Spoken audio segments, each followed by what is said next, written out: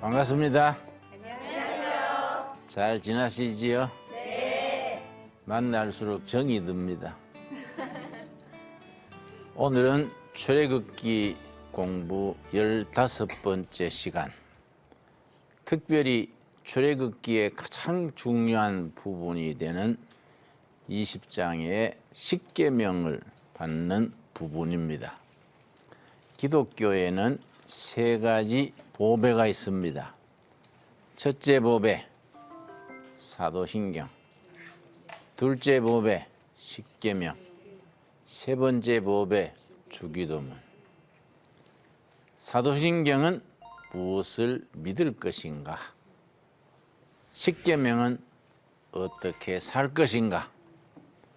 어떻게 행할 것인가?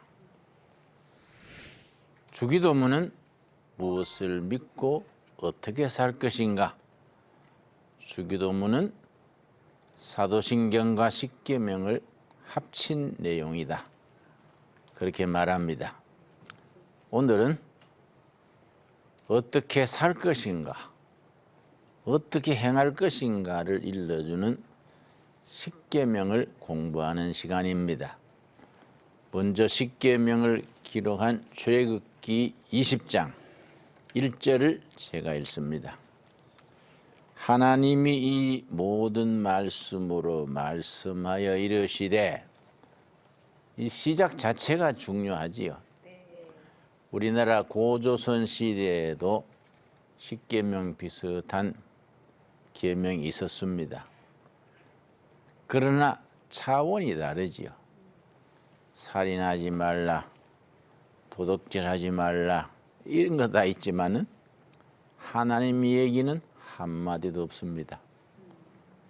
십계명은 세상에 있는 다른 법전, 그 시대보다 십계명을 받는 시대보다가 앞서는 시대에 함무라비 법전이라는 게 있었습니다. 또 아까 고조선 시대에 그런 법하고 차원이 다른 것이 하나님이 사람들에게 주신 법입니다. 아주 연구하면 연구할수록 기막히게 내용이 균형과 조화와 정말 깊이가 있습니다. 하나님이 이 모든 말씀으로 말씀하여 이르시되, 2절 말씀은 헌법이 있으면 헌법에 전문이 있습니다. 헌법의 제1조, 2조. 우리나라 헌법 제1조는 대한민국은 민주공화국이다. 이래 시작되거든요. 네. 그 제1조 시작되기 전에 헌법 전문이 있어요. 저 상해 임시정부 법통을 이어받아 뭐 이렇게 나갑니다. 이 20장 2절은 헌법의 전문에 해당하는 중요한 부분입니다. 그 중요한 부분에 하나님께서 뭘 말씀하셨느냐? 종살이에서, 애굽 종살이에서 해방된 그 사건, 그걸 전문으로 말씀하십니다. 2절 읽습니다. 나는 너를 애굽 땅 종되었던 집에서 인도하여 낸 너 하나님 여호와니라. 무려 430년. 애굽 땅에서 종살이가 무려 430년에 이르는데, 그 기간 동안 종살이 하여던 그 생활에서 해방시켜준, 인도하여 준 나 여호와다. 애굽 종살이 할 때에 주신 법이 아니고 종살이에서 해방시키신 후에 하나님과 이스라엘 백성 사이에 계약을 맺었습니다. 지난 시간에 공부했습니다. 계약은 계약인데 말씀으로 된 계약이기 때문에 언약이라 그럽니다. 하나님이 이스라엘과 시내산 기슭에서 언약을 맺으시고 십계명을 주시면서 너희는 이 계명을 잘 지켜 순종하고 나는 너희를 하나님의 소유, 하나님의 백성, 제사장 나라가 되게 하겠다. 계약을 맺은 거예요. 그래서 헌법 전문에 해당하는 20장 2절이 참 중요합니다. 다시 읽습니다. 나는 너를 애굽 땅 종되었던 집에서 인도하여 낸 너 하나님 여호와니라. 첫 번째가 뭡니까? 너는 나 외에는 다른 신들을 너게 두지 말라. 우리 십계명을 공부하기 전에 먼저 우리가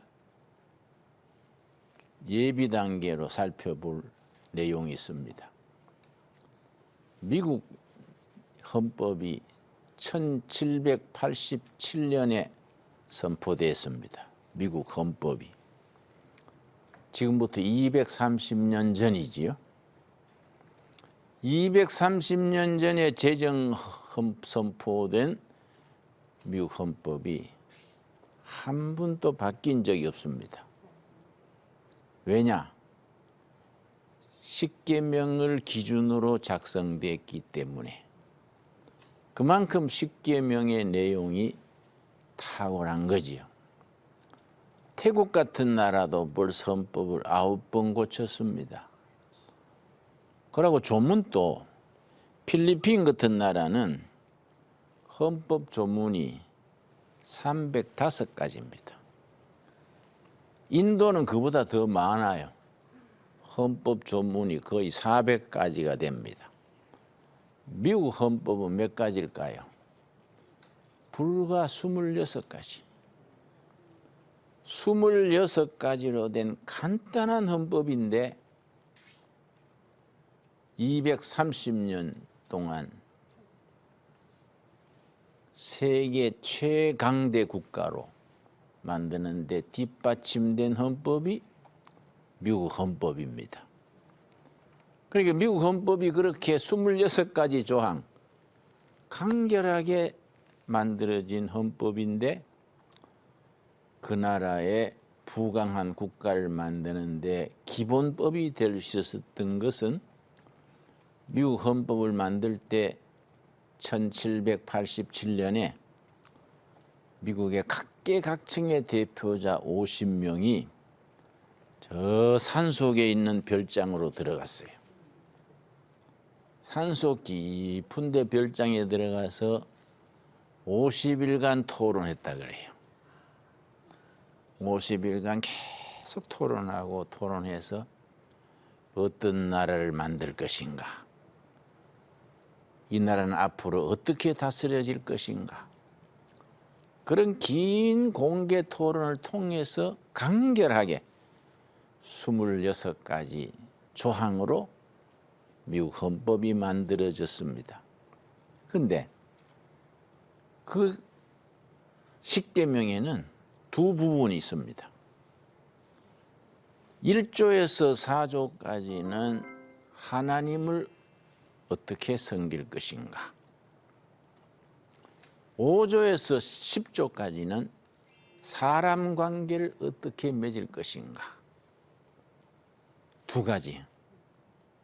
하나님과 사람과의 관계 1조에서 4조까지, 사람과 사람의 관계 5조에서 10조까지.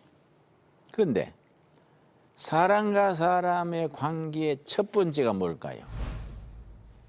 너 부모를 공경하라. 너 부모를 공경하라. 참 중요하지요. 그래서 십계명에서는 사람과의 관계 첫째가 부모 공경을 둔 겁니다.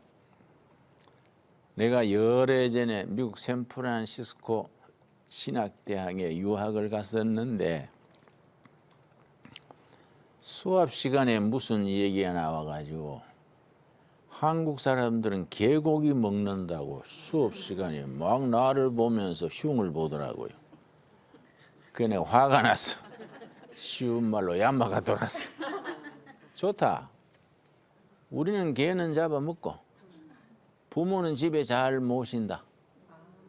너희는 부모는 양로원에 맡겨놓고 가보도 않고 죽었니 살았는지 문안도 안 들이면서 개는 침대에 안고 자잖냐? 응? 부모는 양로원에 갖다 맡겨버리고 개하고 자는 너가 더 젠틀하냐?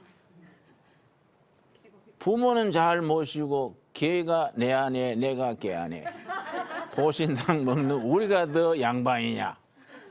아 그래 그 사람들이 입을 딱 벌리더라고요. 말이 되지요? 네. 개니까 그 사람들은 우리 개 고기 먹는 걸 굉장히 야만 취급하더라고요. 그거는 하나의 풍속이고 전통이지.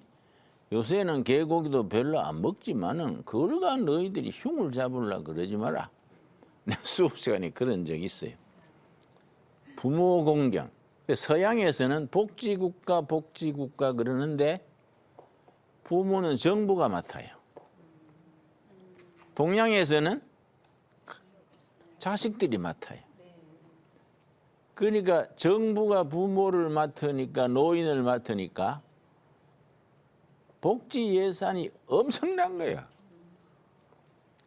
그런데 우리는 자녀들이 부모를 맡으니까 훨씬 예산도 덜 들고 나이 들면서 손주들 데리고 놀고 하니까 보람 있고 품위가 있는 거예요.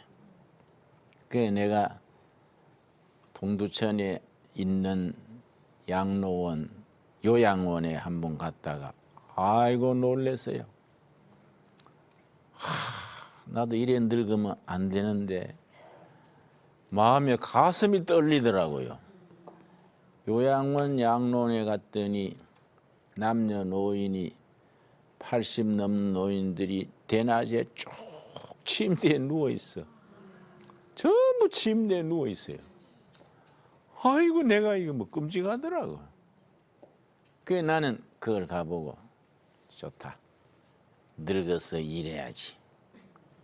양로원에 가서 침대에 눕지 말고 늙어서 일해야지. 오늘 새벽에도 새벽기도 마친 뒤에 밭에 가서 일하다가 왔어요. 일하니까 즐겁지요. 건강해지지요. 자연 속에서 얼마나 좋습니까? 그러니까 십계명의 사람과 사람 관계 첫 번째가 부모 공경이에요. 그러니까 십계명이 그만큼 위대하다 이거지. 자, 제1계명 첫째 뭡니까? 3절 20장 3절 너는 나 외에 다른 신들을 너게 두지 말라. 유일신 하나님. 우리가 신에 대해서 두 가지 견해가 있습니다. 무신론, 유신론. 하나님이 없다, 신이 없다, 무신론. 신이 계신다, 유신론. 공산주의가 왜 나쁘냐? 공산주의하고 우리가 왜 공존할 수 없느냐? 철저한 무신론이거든. 해방되던 해에, 해방 아니지, 6.25 전쟁 나던 해에 북한의 교회가 2,830교회가 있었어요. 싸그리 없어지고 평양에 봉수교회라고 하나 있어요. 2,830교회가 싹 다 없어지고 2,830교회의 사진, 주소 다 책으로 나와 있어요. 내가 그 책을 갖고 있지요. 우리가 빨리 통일이 되어서 북한에 사라진 2,830교회 다 재건할 수 있게 되기를 바랍니다. 아멘. 우리 기도 제목이 돼야지. 근데 평양에 봉수교회라고 있는데 그건 관제교회지요. 탈북자들 한국에 왔는 탈북자 얘기를 들어보니까 자기가 평양에 있을 때 봉수교회 교인으로 다녔대요. 그 어째 다녔습니까? 하나님을 믿었습니까? 그랬더니 아니다. 그 교회 매주 나가면 배급을 2배 준대요. 그런 게 다녔다는 거예요. 내 친구가 평양 봉숙교회 가서 예배 보고 와가지고 나한테 그래요. 김 목사, 이번에 평양 가서 내 봉숙교회 가서 예배 드려서 아 그래? 좋은 경험했네. 어떻든가? 그랬더니 기가 차더만. 그래서 왜 그래요? 그랬더니 설교자가 설교하는데 설교 주제가 사랑이에요. 그런데 뭐라는 거니? 예수께서는 네 원수를 사랑하라 했습니다. 그러나 미제국주의자야 사랑할 수 있습니까? 까부셔야지요. 설교에 그래야 돼. 그게 무신론이 가지는 비극이지요. 그리스, 히랍, 아테네에 플라톤이란 철학자가 있었는데 플라톤이 남긴 글 중에 무신론은 질병이다. 무신론 믿는 자체는 병이다. 정신적인 영적인 병이다. 무신론은 질병이다. 아주 유명한 말. 그 사람은 크리스찬이 아닌데 히랍 아테네 철학자인데 그런 말을 했어요. 무신론, 유신론이 있는데 우리가 오해하기 쉬워요. 하나님이 계신다, 신이 있다 믿는 사람은 다 성경적인 신앙을 가진 걸로 오해하기 쉬워요. 하나님이 계신다는 유신론에도 세 가지 타입이 있습니다. 크게 나누어서. 첫째는 다신론. 신이 여러 명이다. 대표적으로 히랍 신화, 태양신 아폴로, 어둠의 신 디오게네스, 심지어 술신이 있어요. 바카스. 또 달리는 신이 있어요. 나이키. 그 신을 이름을 따서 신발을 만든 거예요. 그거 잘 팔리잖아요. 나이키 신이 도와주는 모양이지. 신이 많은 다신론이에요. 그런데 유일신 사상이 왜 중요하냐? 고대 사회는 다 다신론 사회입니다. 이 나라 저 나라가 전쟁할 때 어느 나라가 이긴다고 생각했느냐 하면 신이 센 쪽이 이긴다. 예를 들어 유대 땅에 바알 신이 있었고 여호와 신이 있었는데 바알이 이기느냐 여호와 하나님이 이기느냐. 갈멜산 꼭대기에서 엘리야 선지가 겨뤘지요. 갈멜산 꼭대기에 제단을 세워놓고 바알 선지자들은 450명이에요. 여호와 선지자는 엘리야 혼자요. 450대 1로 겨루는데 그 당시에 아합 왕, 이세벨 왕후 부부가 앉았고 백성들이 쫙 둘러선 가운데 하늘에서 불이 내려와서 태우는 신이 진짜다 내기를 했지요. 처음에 바알 쪽이 450명이 왼종일 바알이여 바알이여 불을 내려주시옵소서. 하루 종일 해도 기별이 없는 거예요. 있을 택이 없지요. 가짜니까. 참 살아 계시는 신이 아니니까. 나중에는 막 지쳐가지고 자기 채찍으로 자기 등을 치면서 피를 내면서 바알이여 바알이여. 왕하고 왕후하고 다 있는데 지금 하늘에 소식이 없으니 답답하지요. 백성들도 다 지켜보는데 그 엘리야가 옆에서 뭐라는 거 아니? 주무시는가 봐. 잘 안 들리는가 봐. 소리를 크게 해봐. 외출을 하셨을까? 이게 놀리는 거야. 저녁 때 기진맥진해서 포기했을 때 엘리야 차례지.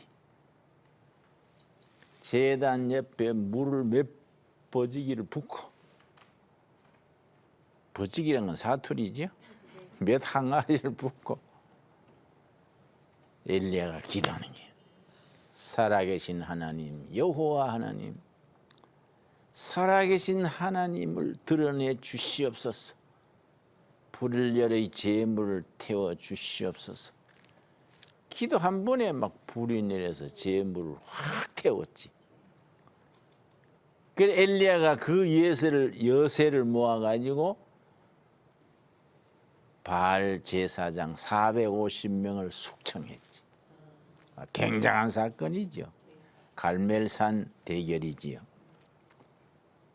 그러니까 유일신 하나님. 그 시대에는 아주 드문 예요.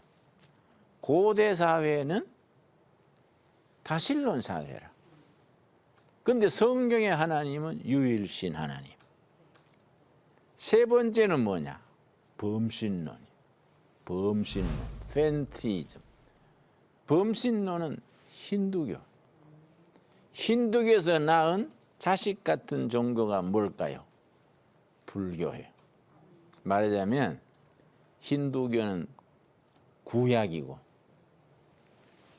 불교는 신약.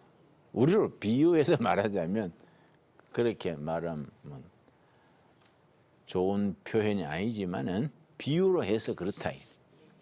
그러니까 불교에도 범신론 자취가 남아 있지요. 그 여러분 큰 사찰에 올라가 보십시오. 법당 뒤편에 조그마한 신전이 있어요. 산신각. 그러고 호랑이 그림 그려놨어. 옛날 사람들이 불교가 들어오기 전에 호랑이를 신으로 섬겼어. 무섭고 하니까. 그래서 그건 이제 전통 무속 신앙, 샤머니즘 신앙이지요. 불교가 들어와 가지고 하도 민중들이 산신 호랑이를 섬기니까 대접해 준다고 절 뒤편에 산신각을 따로 만들어 놓은 거예요. 우리가 볼 때는 택도 없는 일이지. 호랑이는 호랑이지 뭐 또 씨니까. 그지요? 또 어떤 저 사찰에 가면요. 한쪽 귀퉁이에 수염이 난 장군을 다 모셔놨어. 관우신이요, 관우. 삼국지에 관우 있지요? 유비, 관우. 세 번째가 장비. 이 관우가 수염이 아주 멋있는데 나중에 죽은 뒤에 신으로 추앙받았어요. 그러니까 뭐 사이비 신앙이라 할까요? 그게 이제 다실론의 사회라. 그런데 성경의 하나님은 유일신. 자, 유실론에도 세 가지가 있다. 첫째는 다신론, 둘째는 뭐라겠습니까? 유일신, 세 번째는 범신론. 이걸 팬티즘 그러는데 아주 이거 우리가 잘 모릅니다. 일본은요 우리하고 다릅니다. 이 극동 지방에 네 나라가 있는데 극동, 파이스트, 일본, 한국, 중국, 몽고. 몽고 사람들은 우리가 옛날 믿던 무당신앙이에요. 나중에 이제 불교에 라마교가 많이 들어왔지요. 중국은 하나님을 상제, 황제 위에 상제, 황제 위에 있는 상제. 그 여호와 하나님과는 좀 차이가 나지요. 상제, 황제 위에 상제니까. 일본은 다신론이야. 일본은 공식적인 신이 6,000명입니다. 성경에 여호와 하나님이 들어오니까 6,001번째예요. 그래서 내가 일본 교회 가서 집회를 했는데 주일 대예배 설교가 나서 교회 식당에서 식사를 하는데 청년의 회장이 나 앞에 앉았어요. 김 선생, 나는 오전에 교회에서 예배를 드리고 오후에 마을 법당에 법회에 참석합니다. 그래 내가 바쁘시네요. 오전 오후로 왜 그래 두 탕을 뛰세요? 그랬더니 고루고루 해놓으면 한 군데는 아다리가 안 되겠습니까? 이러는 거예요. 농담하고 멀쩡하게 그러는 거예요. 고루고루 오전 오후로 해놓는다. 천당 아니면 극락 간다 이거지 이제. 그래서 내가 웃어서 우리 한국 사람들은 웃기는 소리인데 일본 사람은 그렇게 통하는 거예요. 왜냐? 다신론 사회라. 그래서 아기를 놓으면은 마을 신사에 등록을 해요.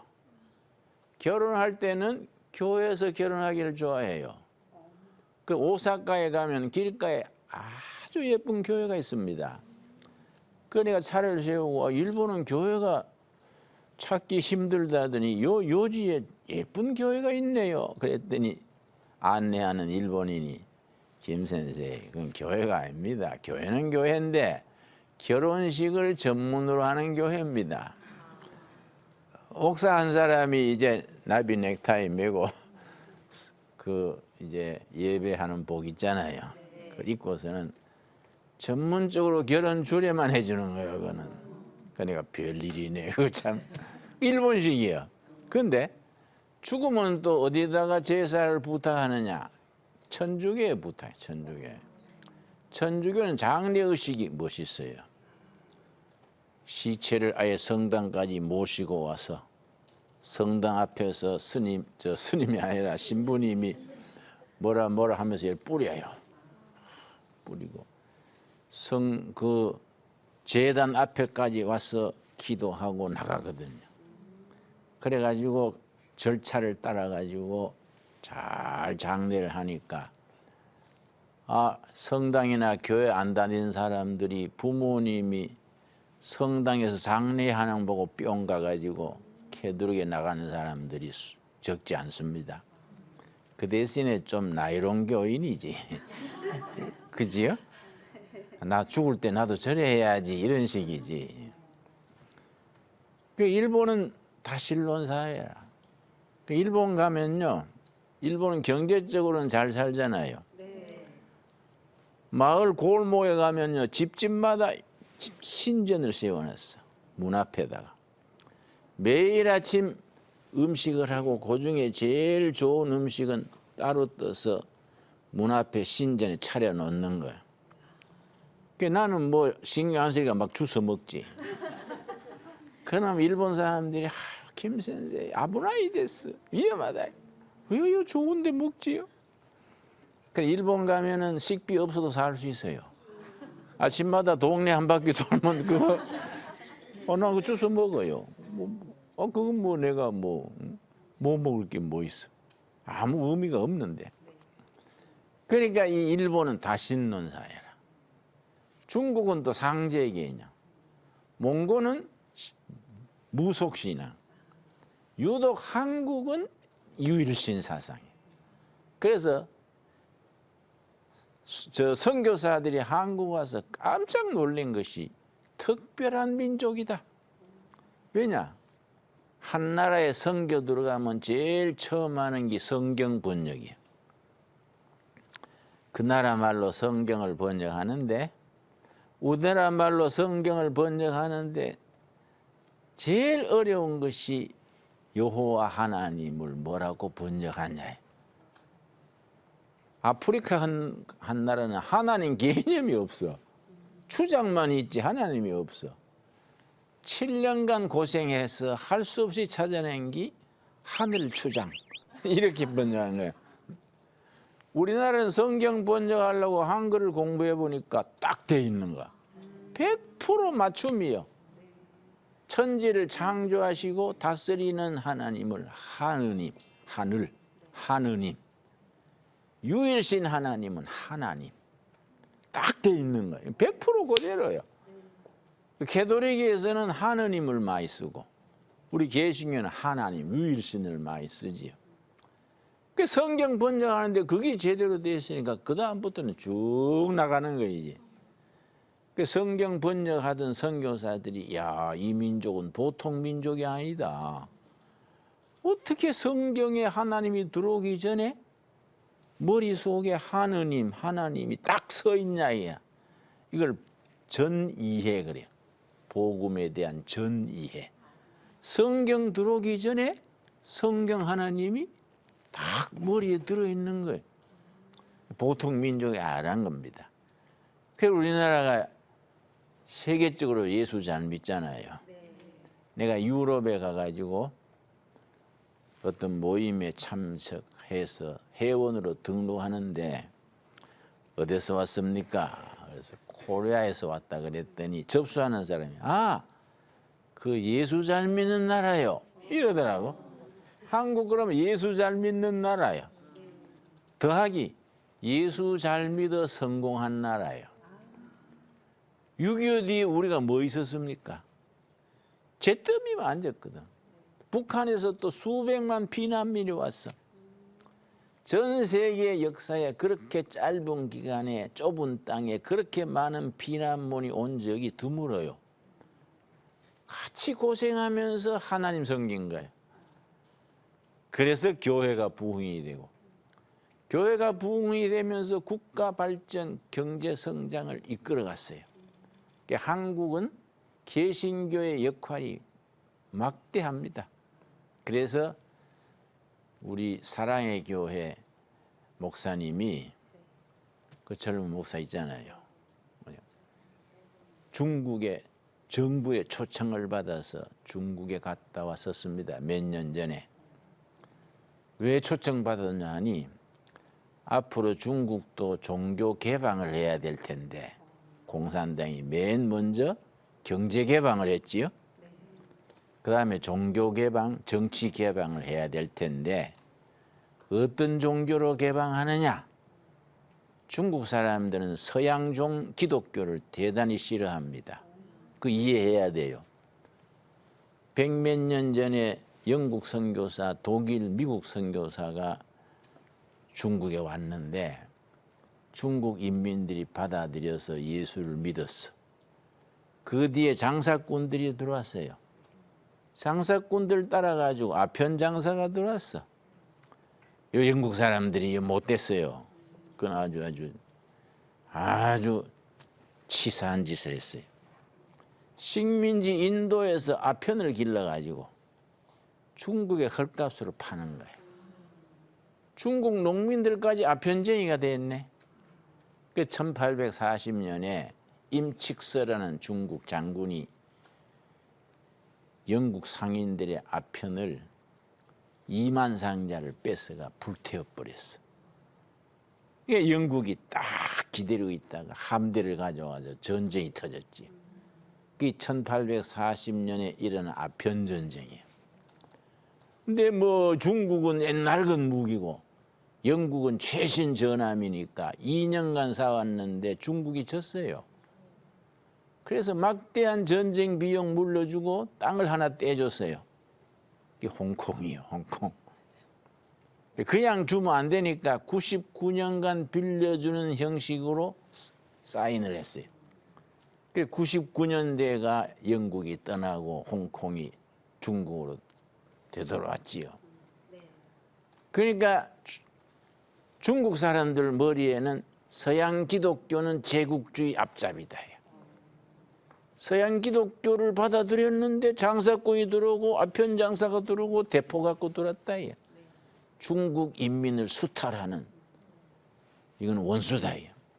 그런 인식이 딱 선입견 있어서 서양 기독교를 싫어합니다.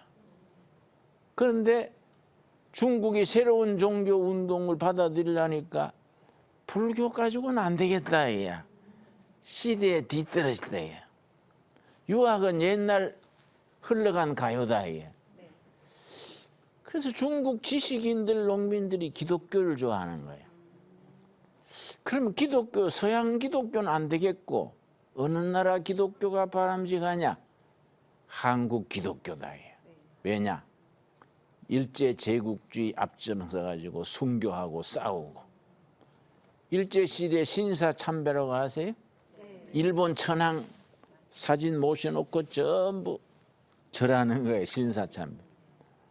천주교도 그냥 받아들이고 불교도 받아들이고 다 받아들였는데 개신교는 저항했어요. 순교하고 굶어 죽고 맞아 죽고 그 저항하다가 순교의 역사가 있어요.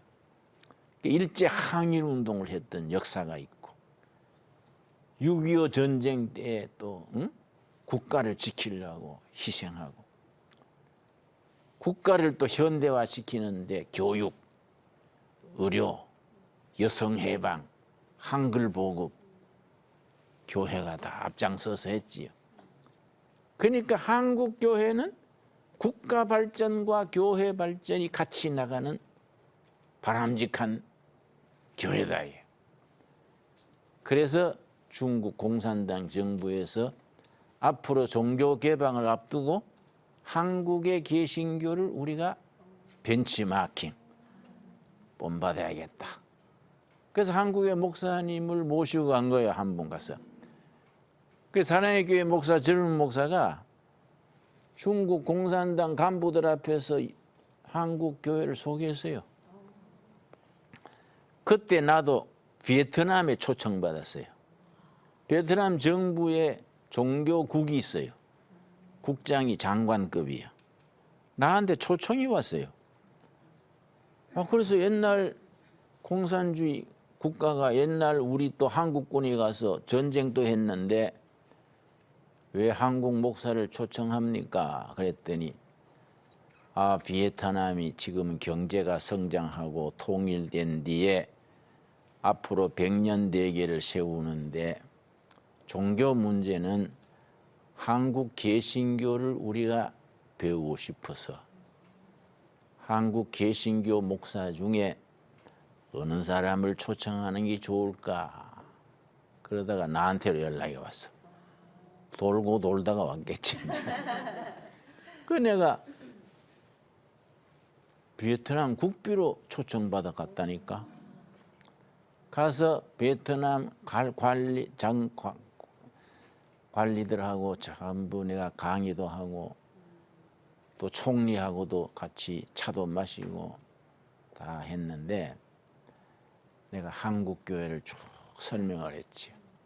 항일 운동하던 거, 근대화하던 거, 여성 해방 쭉 얘기했더니 그 사람들이 마음에 닿았던가 봐. 마치고 올 때 베트남 젊은 공무원 중에 5명을 뽑아서 한국에 보내줄 테니 한국 개신교를 좀 배우게 해주시오. 그러자고. 그러고 왔었는데 그 뒤에는 연락이 아직 없었어요. 또 자기들도 뭐 토론을 했겠지 이제. 근데 우리 한국 교회가 이거는 선천적으로 성경이 들어오기 전에 하나님 신앙 이게 딱 뿌리 내리고 있었어. 이게 참 복된 민족이지. 앞으로 통일 한국 시대에 더 교회가 부흥돼서 온 세계 모범 국가로 발돋움하게 될 줄로 믿습니다. 자, 두 번째 4절 말씀. 출애굽기 20장 4절. 너를 위하여 새긴 우상을 만들지 말고 또 너로 하늘에 있는 것이나 아래에 땅에 있는 것이나 땅 아래 물속에 있는 것이 어떤 형상도 만들지 말며 하나님을 모양으로 만들지 말아라. 그건 우상이다. 실제 그래요. 사람의 손으로 만들 수 있는 하나님이라면 믿을 가치가 없잖아요. 그래서 절의 스님들도 큰 스님들은 그걸 알아요. 절에 가면 부처님 나무로 돌로 만들어 놓고 절하고 하는데 우리 불교사에 보면 어떤 큰 스님이 겨울에 추우니까 나무로 된 스님을 도끼로 깨가 불때 뿌렸어. 불교계에서 막 시비가 걸리니까 나는 썩어가는 나무 깬 적은 있어도 부처님 깬 적은 없는데 부처님이 도끼로 깨질 부처님은 왜 섬겨? 큰 스님이지 도통한 거지, 그렇죠? 가끔 그런 큰 스님들이 있어요. 사람이 손으로 만들어서 섬길 정도면 그 가치가 있나 이게.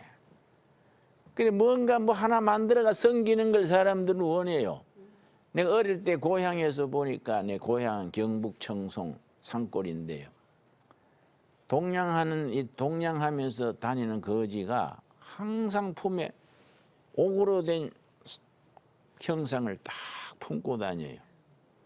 그래 그거 뭐예요? 그러니까 자기가 믿는 신이래. 자기 믿는 신을 끌어안고 사는 거는 동양에서 사는 거예요. 아이 참 사람이라는 게 어리석지요. 그러니까 절대 형상을 만들지 말아라. 왜냐? 임마누엘 하나님. 살아계신 하나님이 우리와 동행하신다. 기독교 신앙에는 5가지 기둥이 있습니다. 첫째, 창조 신앙. 둘째, 임마누엘 신앙. 하나님이 우리와 함께 하신다. 셋째, 십자가 신앙. 넷째, 부활 신앙. 다섯 번째, 재림 신앙. 다시 오실 주님을 기다리는 요 아주 다섯 가지 신앙의 아멘함으로 신앙의 기초가 탄탄해지는 거지요. 그 중에 두 번째가 임마누엘 하나님. 우리와 늘 살아계신 동행하는 하나님이지 뭐 돌로 나무로 만들어 놓고 절 받는 하나님이 아니다 이거야. 이해 가지요? 이건 참 중요한 겁니다. 세 번째, 6, 7절. 너는 너 하나님 여호와의 이름을 망령되게 부리지 말라. 이거는 성경 해석이 참 복잡한데 쉽게 말하면 하나님을 이용해 먹지 말아라. 하나님 이용해서 잘 먹고 잘 사는 사람 있지요? 목사들 중에도 그런 목사 비슷한 가짜 목사가 있어요. 해마다 월급 올려라 하고 또 11조도 들어오면 이건 제사장 내끼다 하고 이런 돌팔이가 있어요. 이 3계명은 하나님을 이용해 먹지 말아라. 그 뜻입니다. 하나님 팔아가지 개인 치부하고 하나님을 그렇게 이용하고 만홀히 여기지 말라는 말이 특이한 용어지요. 망령되이 부르지 말아라. 하나님은 위대하신 하나님을 항상 높여야지. 그래서 유대인들은 하나님 이름을 안 불러요. 그래서 하나님 이름을 역사가 흐르면서 잊어버렸어. 왜냐? 유대 히브리어는 자음이 없어요. 모음만 써놓고 자음은 그때그때 붙여 부르는데 자음만 남아 있어서 이것을 뭐라고 불러야 되냐. 세월이 지나니까 잊어버린 거예요. 우리도 아버지 이름 부를 때 우리 아들한테 누가 아버님 성함이 누구신고 그러면 김진홍입니다 안 그러잖아요. 김자 진짜 홍자입니다 그러잖아요. 하나님 이름을 높여서 불러야지 친구 이름 부르듯이 막 그렇게 하는 게 아니지요. 네 번째가 참 중요합니다. 다른 종교에 없는 성경에만 있는 위대한 사상이지요. 뭘까요? 안식일을 지키기. 안식일. 안식일을 지키는 거에는 두 가지 의미가 있습니다. 노동과 의무와 스트레스에서 다 해방돼서 그날을 편안하게 쉬는 거이고, 둘째는 영원한 천국 안식을 하루 먼저 누리는 거예요. 안식일이 굉장히 중요합니다.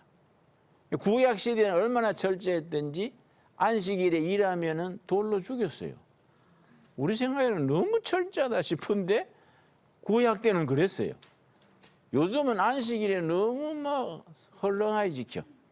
성가대 예배 마치고 막 저 식당에 가가지고 막 불고기 2인분, 3인분 먹고 또 나오면서 페스탈 소화제 사 먹고 뭐. 내 뭐라 그러지? 안식일을 좀 존중해서 다른 날 먹고 그날 한 끼 금식도 하는데 뭘 그렇게 교회 돈으로 보신당 2인분 먹고 소화제 먹고 그러냐? 내가 그걸 못하게 해. 안식일날 식당 가고 그러지 마라. 그날 좀 진지하게 거룩하게 복되게 지켜야지. 그렇게 안식일날 그러지 마라. 안식일날 그 위장이 얼마나 안식 못하고 힘들겠냐? 내가 그런 얘기하지. 자, 오늘 거기까지 마치겠습니다.